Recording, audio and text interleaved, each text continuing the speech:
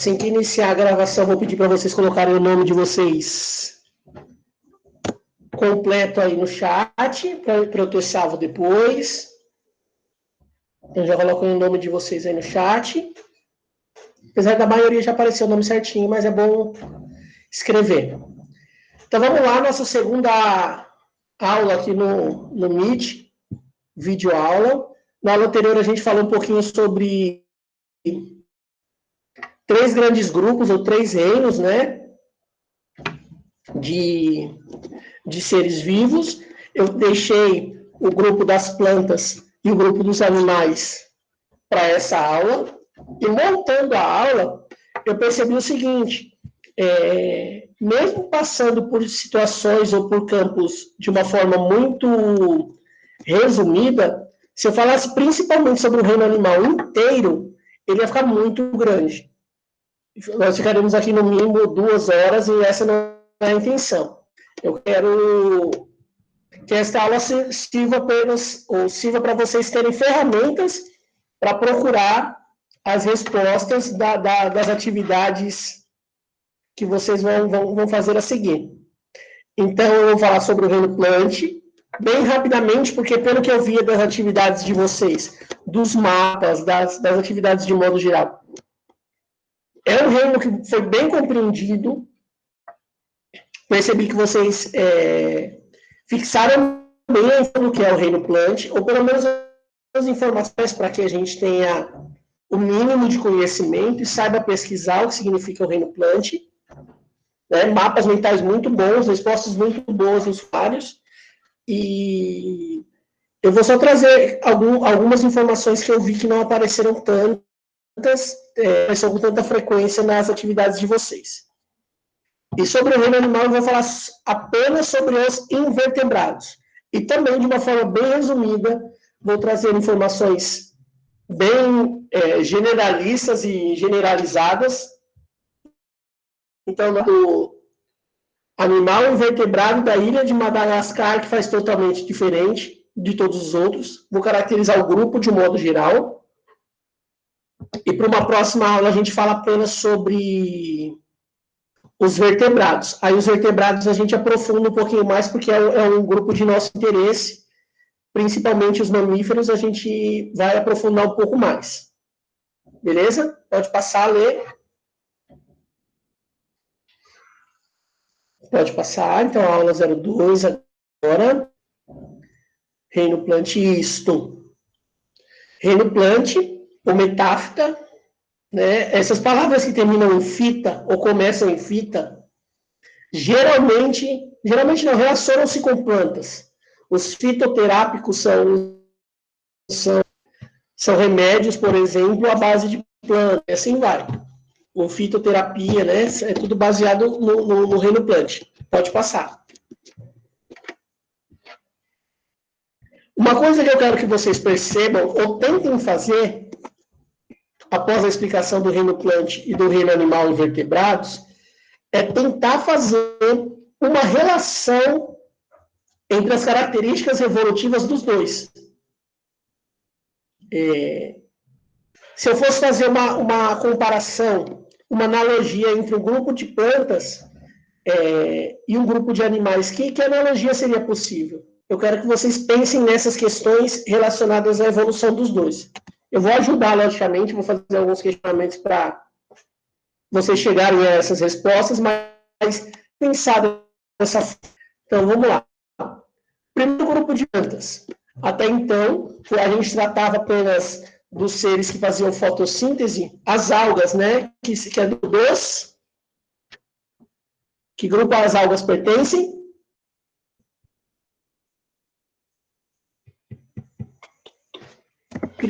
Protista, né? Protista, exatamente. Então, as algas, apesar de terem uma série de características similares às plantas, elas se enquadram no reino protista. Aí eu tenho o primeiro grupo de plantas, que são aquelas que, numa tentativa, ou a primeira tentativa de domínio do ambiente terrestre. Até então, toda a vida do planeta, geologicamente, estava nos oceanos. estavam dentro da água. As briófitas foram o primeiro grupo de seres vivos que tentaram fazer essa mudança.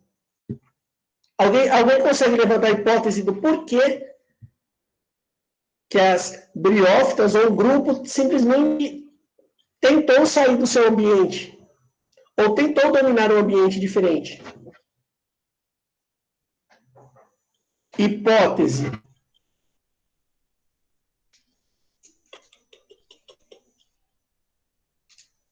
Eu tenho toda a vida dentro dos rios, dos lagos, dos oceanos, e um determinado grupo se aventura, logicamente, à luz da evolução, se aventura na tentativa de dominar um ambiente que não tem vida ainda, que é o ambiente terrestre.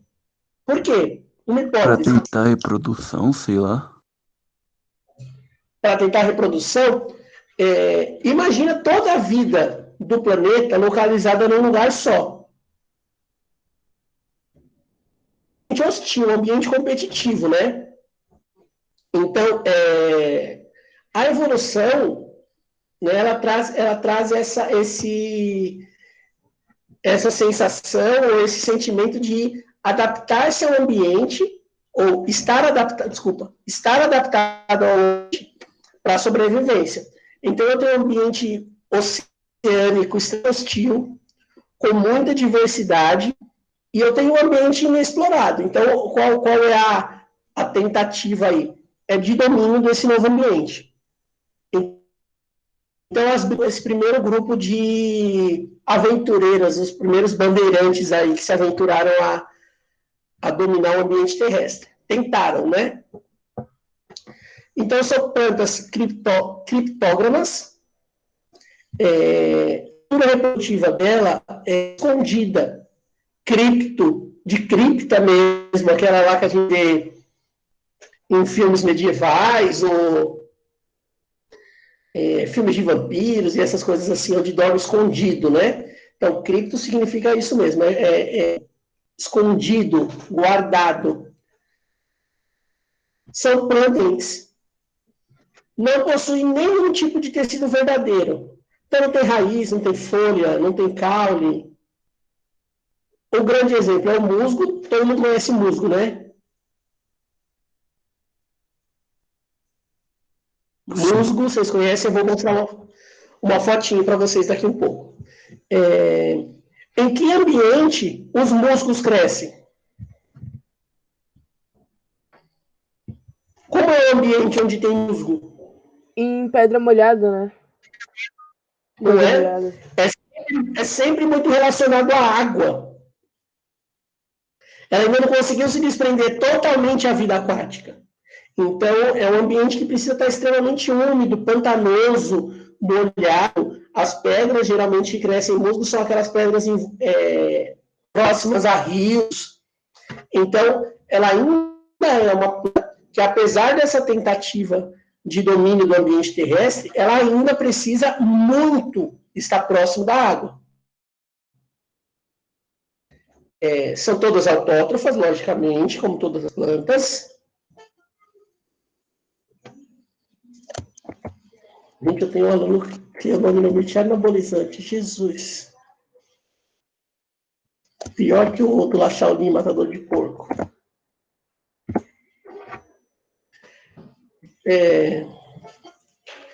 Então, vamos lá. São plantas de pequeno porte, plantas pequenininhas. A gente não sabe nem onde começa, onde termina. São avasculares. Lembram lá do prefixo A? O que significa? O que significa? Prefixo A.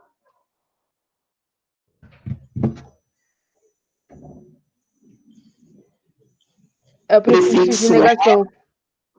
É a negação, né? Então, avasculares. Sem vascularização. Atraqueófitas. Por que essa palavra traqueia aqui no meio?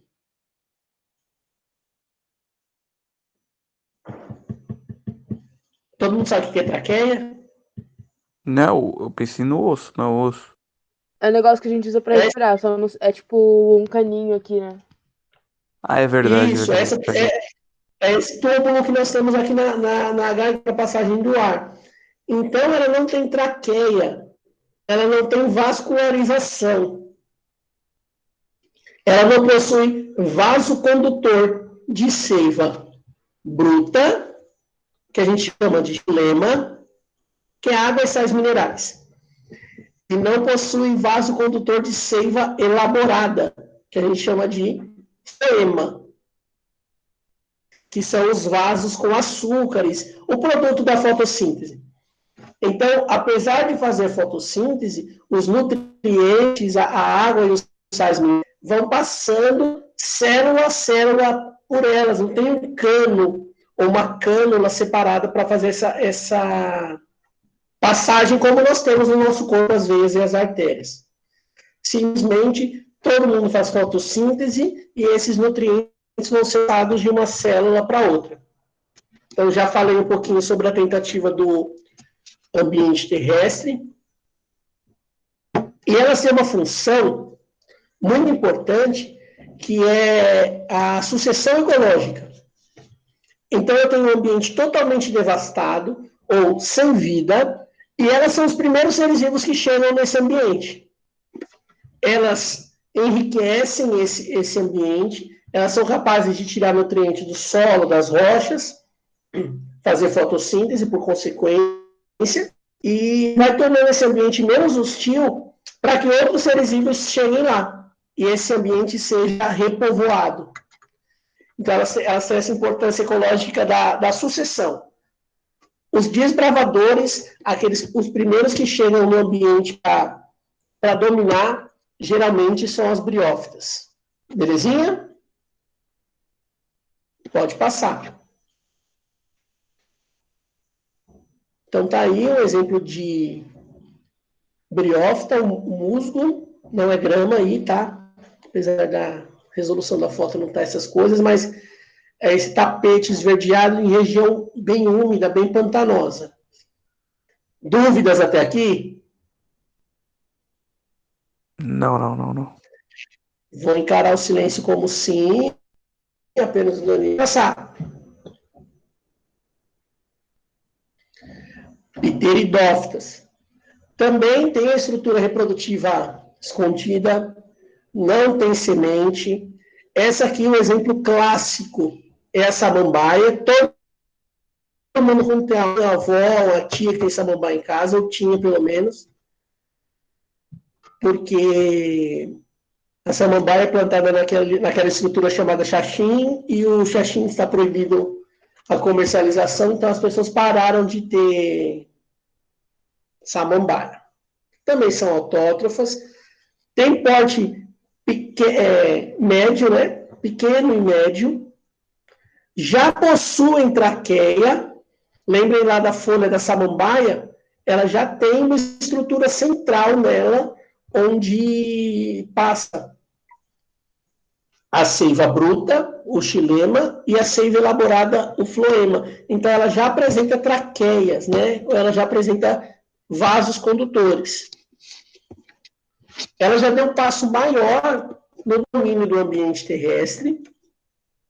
Ela já conseguiu se livrar um pouco mais desse ambiente estritamente aquático. E elas são as primeiras a constituir floresta. Então, imagina aí há 360 milhões de anos atrás, florestas de samambaias. E grande parte da matéria orgânica que a gente encontra hoje na forma de carvão e petróleo vieram dessa época. Então, eu tenho um domínio muito grande do ambiente terrestre. Calma aí, que eu desse aluno. Não, é vice-diretor. Vamos lá. Depois eu atendo a Val. Então, eu tenho essas florestas dominando o ambiente, enriquecendo o ambiente com mais oxigênio, umedecendo mais o ambiente, continuando o trabalho que as briófitas fizeram anteriormente, de domínio desse espaço, para que outros seres vivos passem a dominar o ambiente. Aí, com toda a evolução histórica, aí essas florestas foram sendo substituídas por florestas de árvores mais adaptadas a esse novo ambiente, e por uma série de consequências que eu já expliquei em sala de aula, as florestas desse período, que chama de carbonífero, carbono, são... Só um segundo. Pronto. Onde estava? Carboníferas são. Tá. Então, o período geológico, né?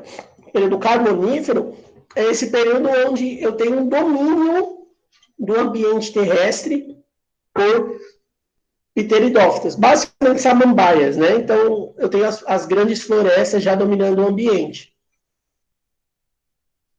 Alguma dúvida? Não.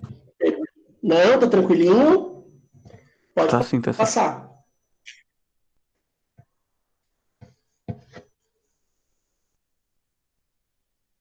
Aí o exemplo, samambaia.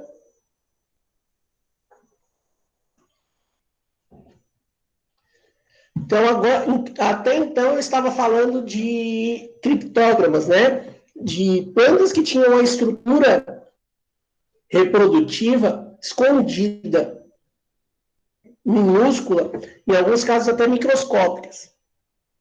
Aí eu tenho agora as fanerógamas. São plantas exuberantes. São plantas que agora sim eu já tenho domínio do ambiente terrestre. Eu tenho árvores com grandes troncos, com raízes mais fortes, né? Elas já possuem semente, mas essa semente não vem em volta de nada. Ela é a semente pela semente mesmo. O termo que a gente utiliza é gimnosperma. A palavra gimnos, ela refere-se a nu, e esperma, semente. Então, são plantas que, apesar de apresentarem semente, elas ainda não possuem nem flor e nem fruto. Então, eu tenho araucária, pinheiro do Paraná, os cedros, as cicas, os cipestres e as sequoias, como exemplos. Eu vou mostrar um exemplo aqui que todo mundo já viu em algum momento da vida. Qual é a importância para o ambiente, ou para o domínio do ambiente, a presença de uma flor e de fruto? Levante a hipótese aí para mim. É para atrair algum polinizador ou algo do tipo? Exatamente. Aí, se eu tenho uma planta que já tem semente, mas ela não tem esse atrativo, ela não consegue levar a semente dela a longas distâncias. Então, as florestas de gimnosperma geralmente são aquelas florestas onde as árvores estão todas muito próximas. Então, bem localizada e com pouca diversidade, porque a semente cai, nasce outra planta e assim o ciclo reinicia. Então, eu já tenho aí uma estrutura aparente, uma estrutura que remete à reprodução, só que ela não é atrativa. Vocês fossem animais selvagens e vissem um pinhão no chão, não remete a comida de jeito nenhum, né? Não remete a alimento de forma nenhuma. Não tem uma flor colorida para que uma abelha, ou uma morcego, ou um animal que for encoste ou chegue perto.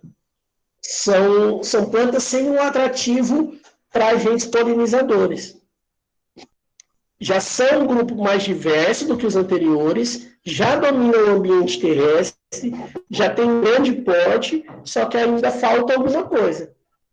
Que vem aí, vem as... Pode passar a ler. Aí tem um exemplo. As gimnospermas aí. Isso. Agora eu tenho um passo maior.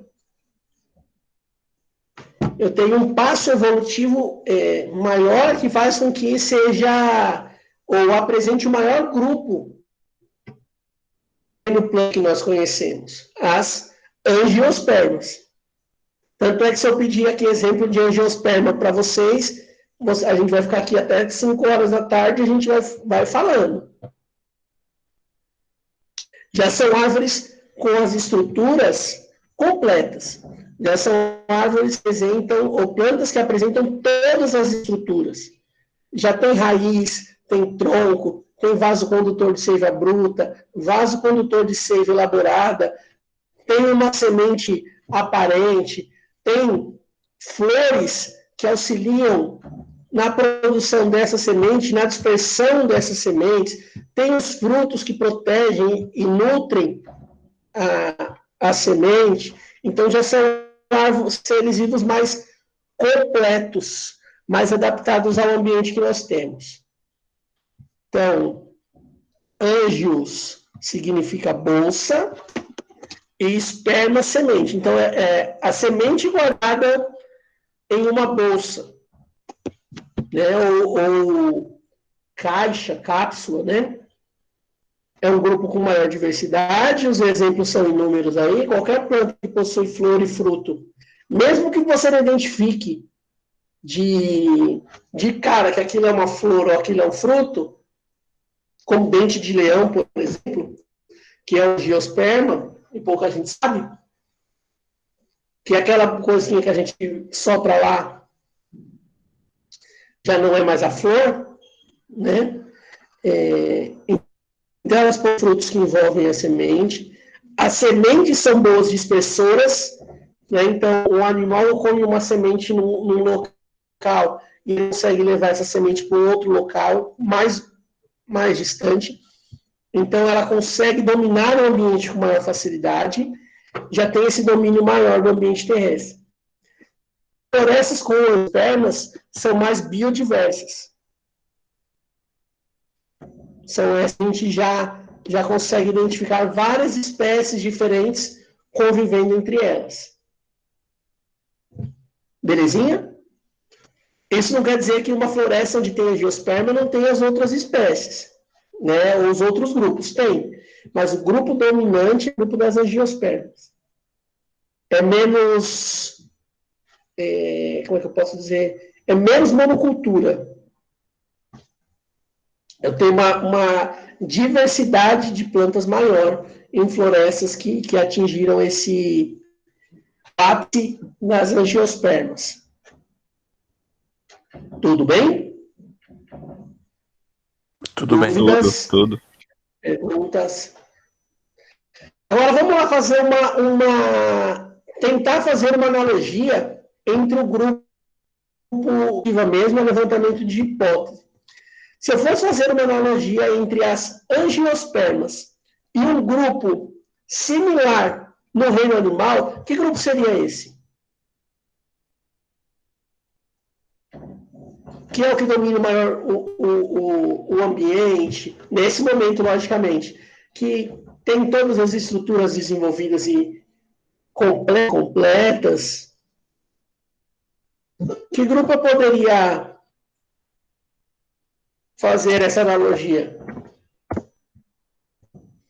Ser humano, né? Igual a Letícia falou no chat. Poderia, mas bem, vamos pensar no grupo maior. A que grupo o ser humano pertence? Homo sapiens. Né? Não, aí é um nome científico. Sou burro. Eu posso dizer que seria os mamíferos, né?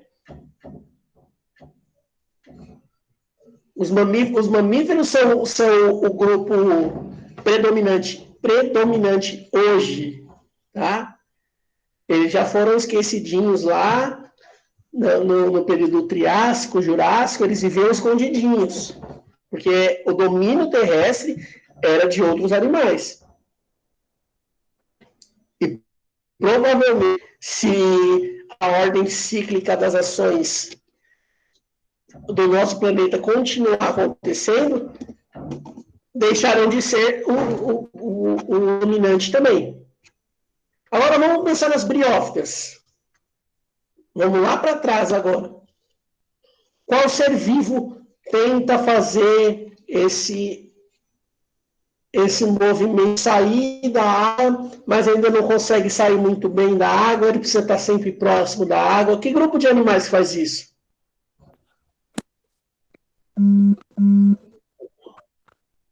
Os sapos. Qual é o nome mesmo do grupo que o sapo faz parte? Sei lá, anfíbio. Anfíbio, vida dupla. Então, estão nessa tentativa de sair e não conseguiram sair totalmente.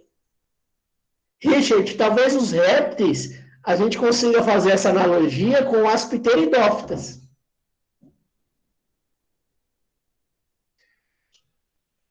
Talvez, né?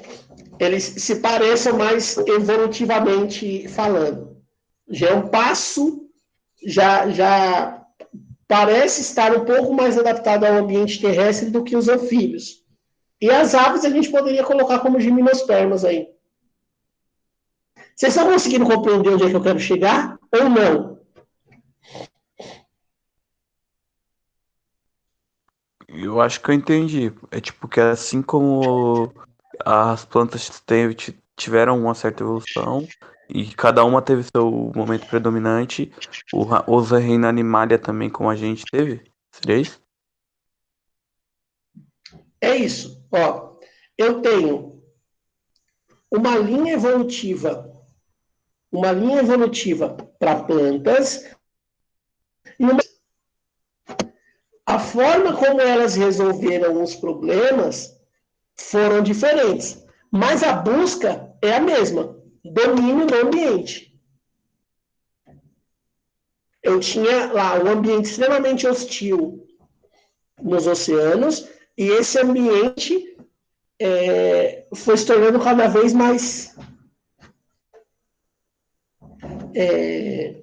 esse ambiente foi se tornando cada vez mais difícil de se viver.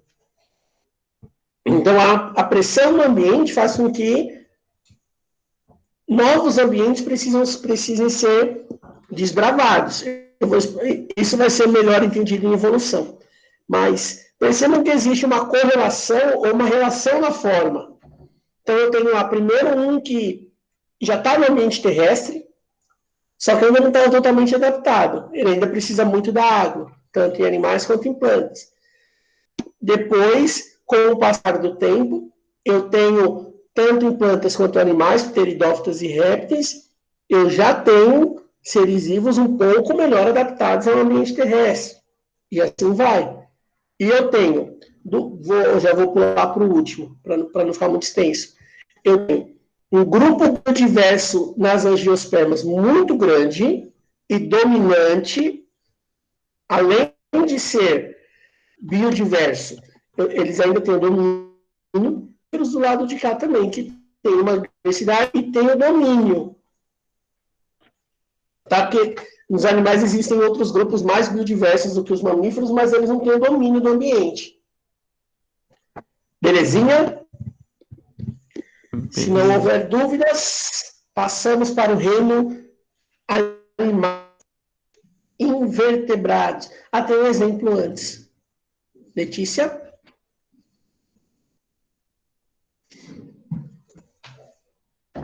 Não, tem ainda. Desculpa, gente, desculpa.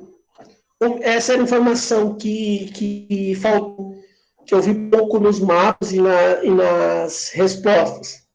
Acredito até por desconhecimento. As angiospermas, elas evoluíram basicamente de duas formas diferentes na concepção da semente. Algumas sementes possuem folhas embrionárias dentro da semente, então o embriãozinho está lá dentro da semente, aquilo que vai se tornar uma planta, de duas formas diferentes. As monocotiledôneas, que possuem um cotilédone só, vai ficar mais claro no exemplo, tá? Então eu tenho alho, cebola, grama, arroz. Então, o arroz tem um embriãozinho lá dentro que vai se tornar uma planta de arroz, e ele tem um cotilédone só. Tentem pensar assim, para facilitar o pensamento. Quando eu consigo partir a semente em duas, ela é uma dicotiledônia. Sabe o feijão? Quando a gente parte o feijão, tira aquela capinha de celulose e abre em duas, é uma dicotiledônia. Tem 2 cotilédones. Os embriões começam a se formar, essa folha embrionária começa a se formar de 2 em 2. Já no caso do alho, da cebola, da grama, do arroz, forma-se de uma em uma. Pode passar, Lê.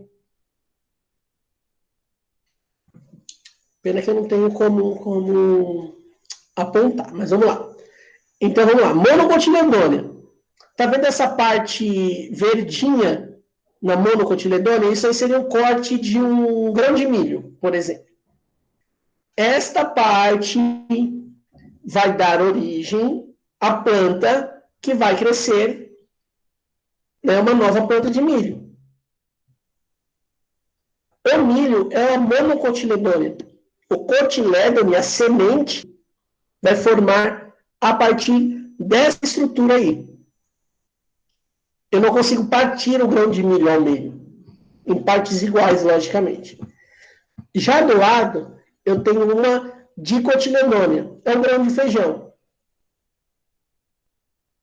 Percebe a estrutura? Está partida e aberta ao meio, como se eu pegasse uma maçã e cortasse ela ao meio. A parte verdinha ali, percebam que ela está dando origem a 2 folhas.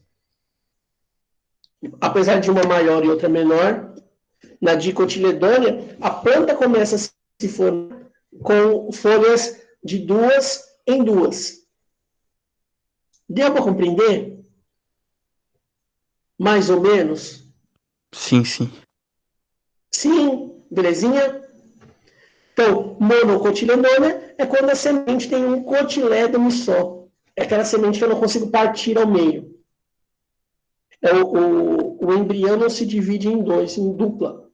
As dicotiledôneas já fazem esse processo. Eu já consigo partir a semente em 2. No caso, vamos lá, ervilha, feijão como dicotiledônia, arroz e milho monocotiledônia. Isso é simplesmente a forma como a planta resolveu ou adaptou-se ou se tornou adaptada ao ambiente. Tá? Vamos lá, Lê. Reino Animalia. Invertebrados. Então, são os animais que não possuem vértebra, não possuem crânio. Todos eucariotos, todos possuem nutrição heterotrófica ou heterótrofa. Não preciso explicar mais o que é isso, né? Todo mundo lembra. Todos pluricelulares. E, exceto os poríferos, que é o primeiro grupo de animais, todos os outros já possuem algum tipo de tecido e órgão. Pode ser primitivo, mas já está lá. Tirando o porífero. Que é esse primeiro grupo que nós vamos falar agora. Pode passar, Lê. Se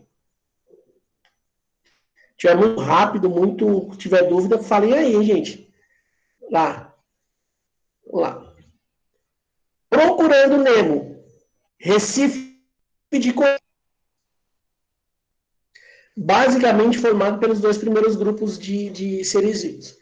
Então, aí eu tenho um exemplo de um porífero, esse que parece uma rocha meio rosa.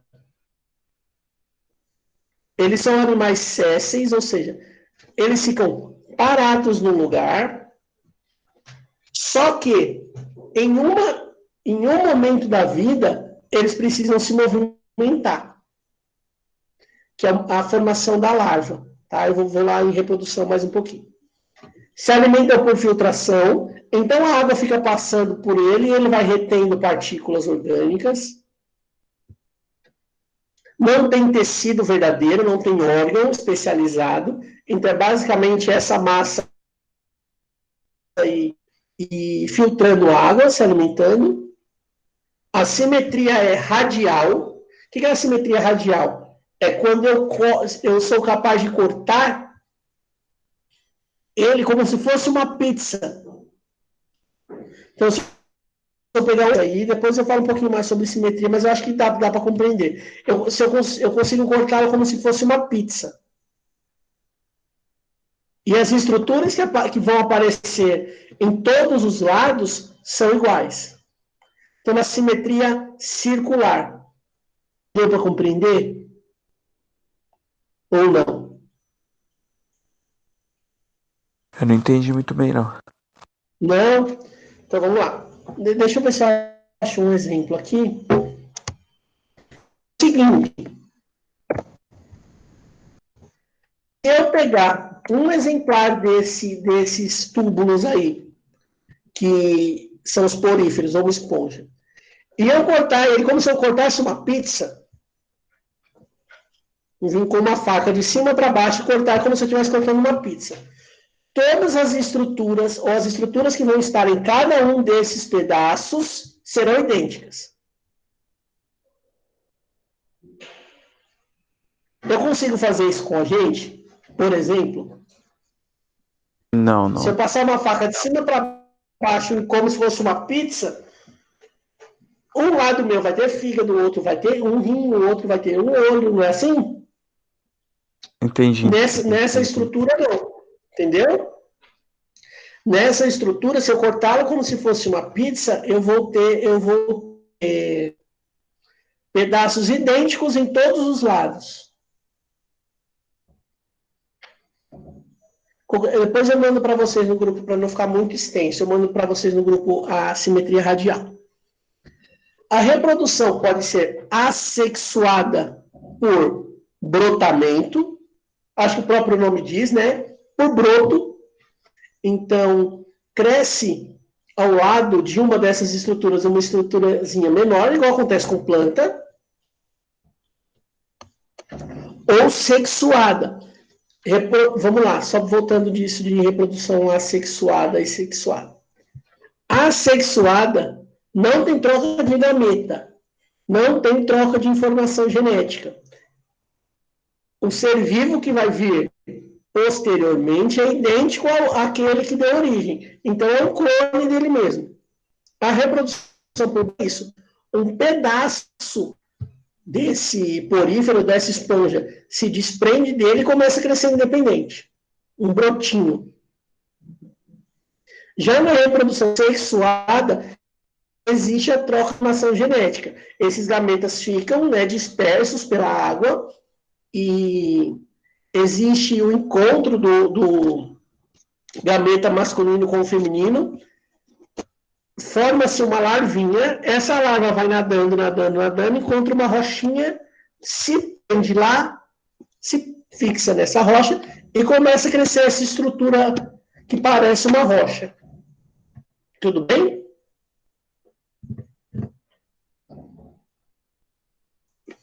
Primeiro, seres vivos, é difícil de entender porque a gente não tem contato, mas são aqueles mais básicos, assim, eles não têm nada. Não tem tecido verdadeiro, não tem forma de alimentação, não tem forma de excreção, não tem sistema nervoso nenhum. Então, eles só estão lá. Não tem função, inclusive, para eles ter sistema nervoso. Então, eles são bem rudimentares, que a gente chama. Tudo bem? Tranquilo. Pode passar. Esses aqui um pouquinho mais conhecidos, os quinidários. Então, eu tenho aí as medusas, né, como exemplo, a água viva.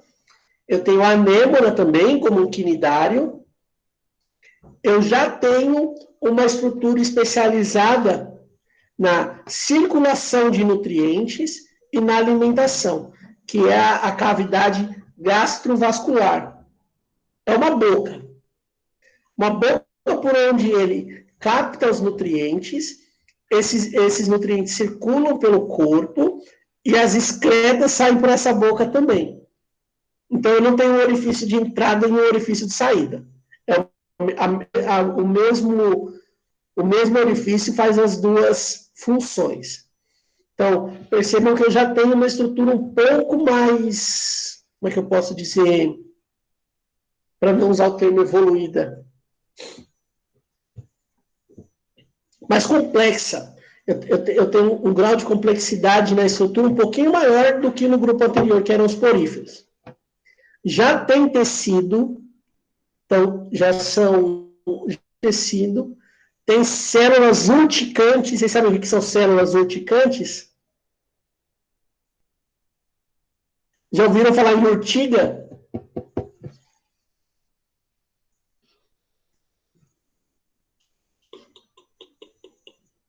Alguém já ouviu falar em urtiga?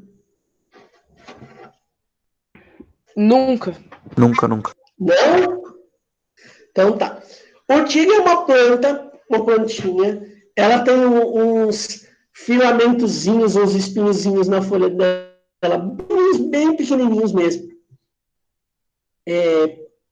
Primeira vista parece até veludo. Aí a pessoa encosta, ou a não encosta, enfim, e esses pelinhos, eles liberam uma toxina que causa alergia, coceira. O nome disso é urticar, ou, no caso dos quinidários aí, são células que produzem esse efeito de queimadura. E quanto mais coça, mais essa toxina vai sendo impregnada pelos tecidos mais internos da pele, e essa coceira aumenta. A anêmona tem isso, as águas-vivas têm isso, então elas possuem essas células que causam essa sensação de queimadura.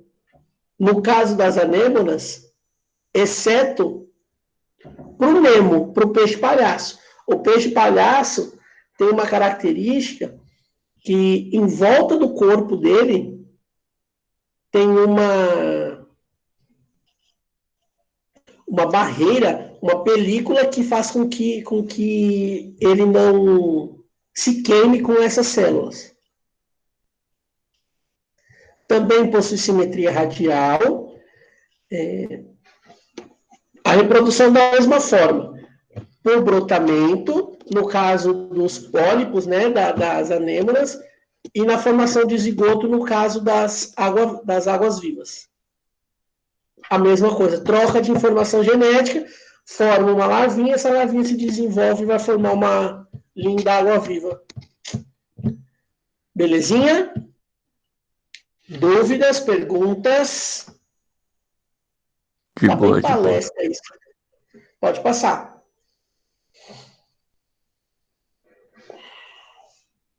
Plateumintos, vermes chatos. Tá? É o grupo dos vermes achatados. Eles não têm um corpo arredondado. Eles têm um corpo mais plano. Tênia sólio, tênia saginata, por exemplo, que causam a solitária. O grupo dos plateumintos é importante vocês conhecerem como, apesar de alguns serem de vida livre, como o grupo onde eu tenho um grande número de parasitas de ser humano. Então, eu tenho, por exemplo, a tênia sólio, que faz parte dos plateumintos, que causa a parasitose que a gente chama de solitária. A simetria bilateral deixou de ser radial e passou a ser bilateral. O que é uma simetria bilateral? Se eu fizer um corte, agora um corte central nesse verme, as estruturas que eu tenho do lado direito são iguais às estruturas que eu tenho do lado esquerdo. E quando eu tenho estruturas de números pares, eu sempre vou ter uma do lado direito e uma do lado esquerdo. E quando eu tenho estruturas de números ímpares, ela vai passar por essa linha central. Tudo bem? Façam com vocês agora a simetria bilateral. Eu não entendi nada de simetria, nem da radical, nem da bilateral. Então vamos começar por essa aqui, é simples, ó. Letícia, fiz um corte da sua cabeça até o seu pé, no meio. No meio, cortei ao meio. Agora eu tenho Letícia, metade da Letícia do lado direito, metade da Letícia do lado esquerdo. Certo? Na simetria bilateral, quando eu faço esse corte e eu tenho estruturas pares, uma vai estar do lado direito e a outra vai estar do lado esquerdo. Quando eu tenho uma estrutura de número 1, ela vai passar por essa linha central. Olha só. Quantos encéfalos você tem? Ou quantos cérebros você tem? Um só. Dividido em duas partes, né? O lobo direito e o lobo esquerdo. Tem inclusive a linha no meio. Beleza? Beleza. Quantos olhos você tem? 2. Um do lado direito, um do lado esquerdo. E nariz? 1. Aí tá no meio. Ah, agora eu entendi. Com duas narinas, né? Uma do lado direito e uma do lado esquerdo. Um coração, 2 pulmões, um intestino. Apesar do coração ser um só, ele trabalha como se fossem 2, né? Passa na linha central. Essa é a simetria bilateral. A simetria radial, deixa eu ver se eu vou achar um desenho aqui. Vou dar um exemplo clássico. Pensa numa estrela. Se eu cortar um pentagrama, se eu cortar esse pentagrama como se fosse uma pizza, as estruturas que nos lados vão...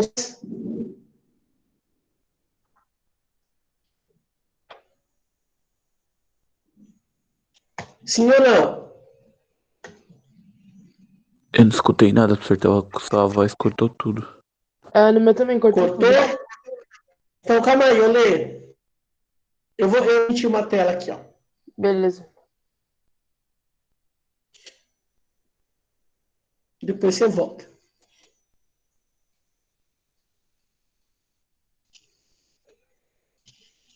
Estão enxergando? Todos estão vendo minha tela? Pra mim não apareceu ainda, não. Pra mim também não. Ah, não, não apareceu aqui, esqueci de apertar compartilhar aqui. Agora. Agora sim. Agora foi. Ó, fiz um corte aqui. Fiz um corte aqui. Fiz um corte aqui. Fiz um corte aqui. Ó, corte. As estruturas vão continuar sendo idênticas, né? Corte. Ó, a estrutura que eu tenho aqui nesse triângulo é espelhada desse triângulo, que é espelhada desse triângulo, que é espelhada desse triângulo. Tá vendo, Lê?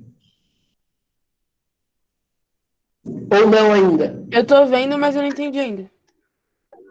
Ó, pensa agora lá no porífero lá que a gente viu. Eu tô olhando ele de cima para baixo, certo? Peguei uma faca na parte de cima, uma guilhotina e cortei ele aqui, ó. Lá, em dois. Dois lados, lado direito e lado esquerdo, beleza? Beleza. Fiz outro corte, um corte transversal agora, ó. Pá. Cortei em 4 partes.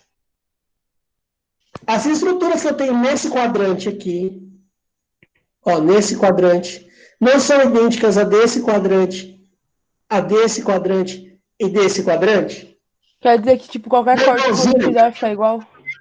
Qualquer corte que eu fizer vai fazer outro corte aqui, ó. Pá. Ah, tá, agora eu entendi. Tá. Simetria radial. Dependente da minha linha de corte, a simetria vai ficar igual. Logicamente, se eu fizer um corte né? Ondulado não vai ficar, mas se eu seguir simetricamente os cortes, ele vai, independente do corte que eu fizer, as estruturas que aparecem de um lado vão aparecer necessariamente do outro. Beleza? Já na bilateral, deixa eu ver se eu acho aqui. Bilateral é mais fácil.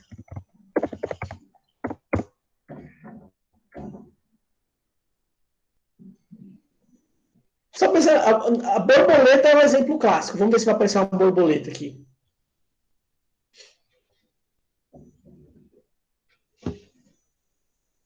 Uma comparação. Fiz um corsal, uma antena de um lado, uma antena do outro, a asa de um lado, a asa do outro, simetria radial. Beleza? Sim, sim. Agora entendi, beleza. Ficou mais claro, beleza? Pode voltar a ler.